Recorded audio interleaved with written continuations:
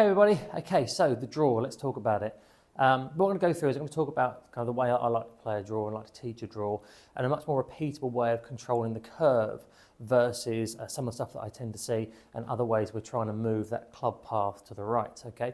We end up compromising too many things when I see it done in a certain way. So what we're going to do is we're going to hit a shot first, analyse it, talk through it, and then show you some things that you can do at setup to preset some of this, okay, in your swing, rather than trying to find it all mid-swing.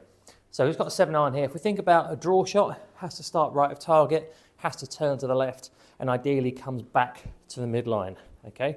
So let's just get ourselves set up and hit one out there. So starts right of target, curves back to the left, comes back to midline. So a nice kind of example there. What I've got up here is, on the right-hand side, we've got some different tabs. Club path, angle of attack, H-plane or swing direction, TrackMan calls it, face to target, curve, and shot type, okay? So the important thing to notice here is, okay, we're trying to get this right club path. But what we tend to do is we tend to try and move your swing direction or try and move your swing way from in to out. We've often been told to swing out to right field or roll the right hand over the left, and all these sort of things to hit a draw, which really makes it uncontrollable, okay? So from here, if I'm swinging and using my swing direction, so again, I've got a nice little example for you here.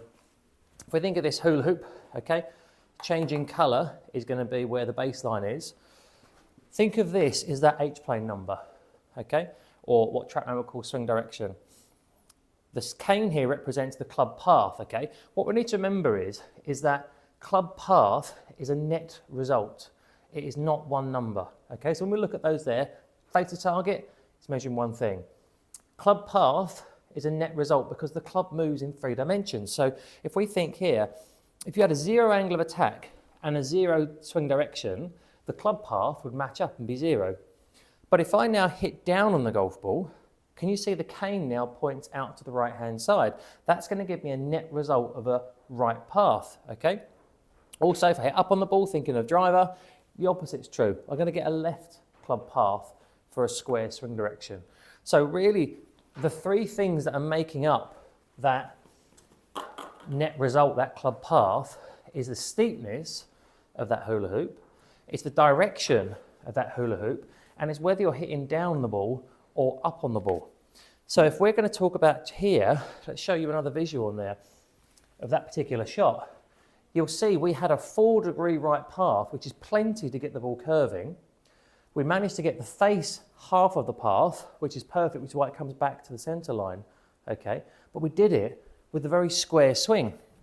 So if I put this visual up on here, there was the shot, there was the club coming through, very square swing, okay? Looking at from above, very square in swing, but because of the downward angle of attack, the net result was a 4-degree right path, and then what we managed to do is we managed to get the face half the path, okay, to bring it back to target. So what I didn't have to do there, importantly, is to fetch the face, is to roll the hands, is to try and actively close the face. I was trying to stay as passive as possible. And you'll notice on the follow through there, with that short finish, like you'd see Tommy Fleetwood do, the face hasn't rolled at all. He's not getting the club face looking at the floor. He's not trying to do this, okay? He's trying to keep the face square, if you like, to his swing.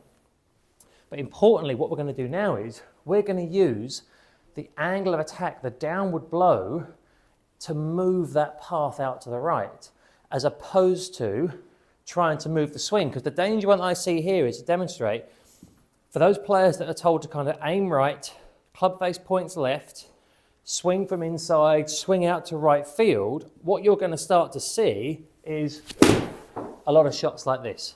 Leaning back, oops, flight scope missed that one, probably because I started it so far right. Let's have another go at that as we come through, under it, trying to swing it this way, hit it heavy, huge turn, because what I'm doing here is compromise hitting up on the ball because I moved the swing so far right. Importantly, if we go from face on now, think of that low point as being when those colours change. If I turn that to the right, look how much earlier the contact with the ground happens. Danger there is, our brains are very logical things. So what's going to happen is, when your brain sees you trying to swing out to the right in that swing direction, sees you landing the club earlier and earlier, catching it fat, your brain goes, well, why don't you just put the ball there then? So now the danger is, our ball position goes even further back, our swing goes even more into out to try and find that ball, and then we're stuck in some way right blocks and some big hooks. And the odd one, generally from a tee, okay, is the one that's going to be more playable for strike. If we can actually think about hitting a shot here where, as we set up, we got our body in a position where, a lot of the time for me when I'm working on this, I'll actually track my swing direction, ideally being a fraction to the left-hand side. So as we work through here, ball started a fraction more down the left-hand side turning, but if we look at what the culprit was there, swing direction square, strike was good. So if I'm looking at all these, I've got a right path, I hit down on it, the swing direction was good. The culprit there was the club face is overly closed on me. So the important thing with using this technology and using the launch monitors, let me just fetch my ball back, is we're trying to find here, because what I see on the golf course is, if we hit this one that overturns left, what do we end up doing? Trying to aim or swing further right, when actually the culprit was the club face, all right? So let's try and hit one where we just correct that, make sure the face is actually looking right of target. This is quite an awkward thing for people to get used to, this sort of way of playing a draw, is actually getting used to, we've always been told to shut the club face to draw it.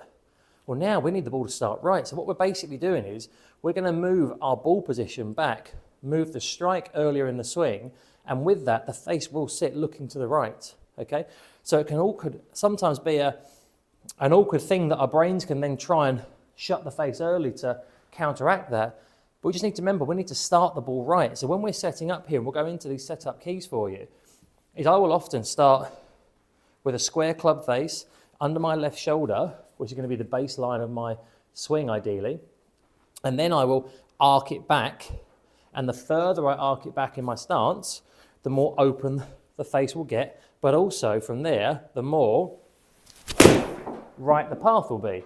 So that one there guarantees me starting it out to the right, and it will start to then want to curve back to the left. We had a path that was 5 right, a face that was 3 right, so that ball had some curve left on it, okay?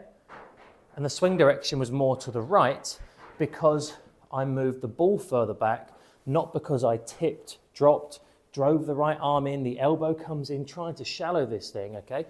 That is not going to be a piece that shallows your golf swing, because what you're going to have to do is from there, if you get into right side bend, drive the elbow, handle out, that club is swinging over here. What have you got to do late? Topple it, and then you'll end up saving it and flipping it later on. What we need is a club that and we'll go into these keys now, if we basically set up where we've got, again, think of this crosshairs here, think of me creating almost at a right angle. I want the club face to be square. I want the left arm and the grip and the shaft all in line. Now what I do from there is I'm just going to keep everything the same, track my arm across my body. I always describe it like swinging a door open. Bring it back to your ball position, and then from there, grab your right hand grip. That is you already preset to strike a ball earlier in the arc to then let the club release through to square after the ball. But importantly from there, carry on arcing around the corner with a very neutral square club face. What we're not doing is trying to drive the handle out, get the club head inside, because all we've really done from there, and again, a habit of mine would be a lower takeaway, but if I'm going to hit a draw, if I preset this position, when I turn it back, I'm going to preset the club behind me, I'm going to preset the club behind me in shallow already, I'm going to preset my shaft lean on my right path, and I'm going to preset the head being to the right of my hands as I come out. So what I've really done here, if I just lock that in and simply chipped one, I've done nothing with my hands. I'm going to preset a path that is to the right, a swing that is square, but a face that is less right than the path. So the ball is going to curve back to the left, okay? And that's not having to use my hands at all. That is locking everything down. So the key I want you to think about here is the downward strike is what is going to help you move your path to the right. What we're not going to try and do is use right side bend, drive the elbow, tuck the arms in, okay? You'll then see early extension come in as another shallow in piece because you're trying to get all of this in here. What you should now be able to do, and one of my favourite feels, my favourite drills for this, is actually a split hand drill. So what you're going to do is, you see Rory doing this all the time, left hand at the top, right hand just on the steel. Set yourself up so you can load the club, get it to the top in a nice position. Now from here, as you move your weight to the left first, you then learn to lower and extend the right arm to get the club in delivery, and then you can arc in and arc out the other side. What we're not trying to do is drive the handle. So from here, you'd swing it back to the top, body gets in position first, arms lengthen, club swings to the baseline, and then it all turns through together. Because that's going to help you keep this nice square swing rather than drop underneath it in order to try and hit a draw. So I want this club coming in with a feel that I've got this nice longer right arm. As I come through, I've held onto the face to finish, the ball takes off nice and straight, and we get a very controllable little draw that's going to ideally come back to target because I haven't had to fetch it with my hands. So key takeaways to this, really get disciplined with your setup.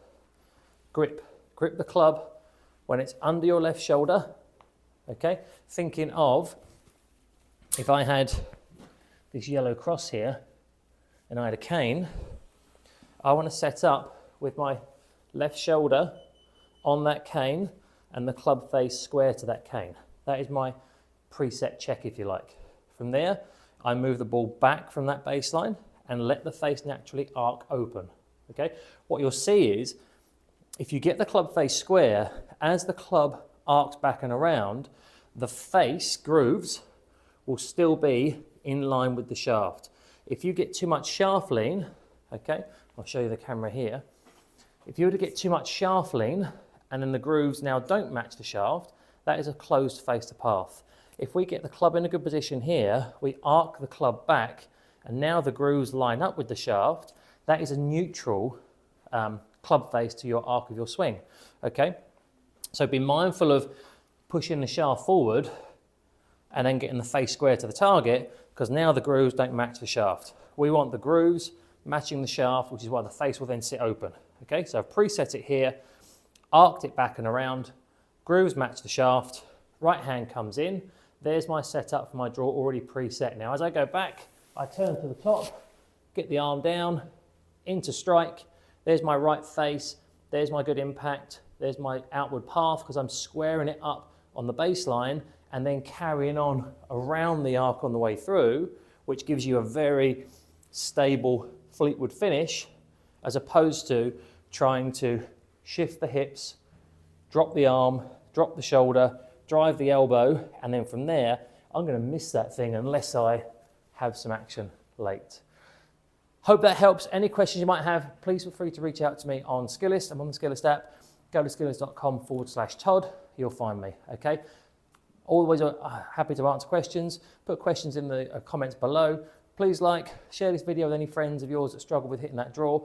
And remember, when you're chasing that club path number, it's a net result. It's not one number, all right? Hope this, now again, one last little thing there to think of. Something I say to clients all the time.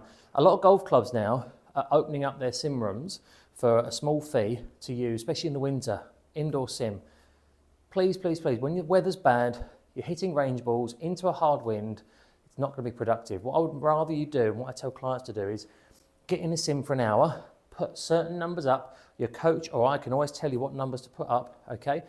Then you can have an hour in a sim in the warm conditions, getting your swing dialed in over the winter, rather than chasing a range ball out in the freezing cold. All right, something I see all the time. I have so much success with clients who are just actually committing to using the measurement tool, which is Flight Scope, TrackMan, GC Quad, all right? It's going to really help you a lot more. So you do that, use your indoor sims at any clubs you've got or any facilities you've got nearby.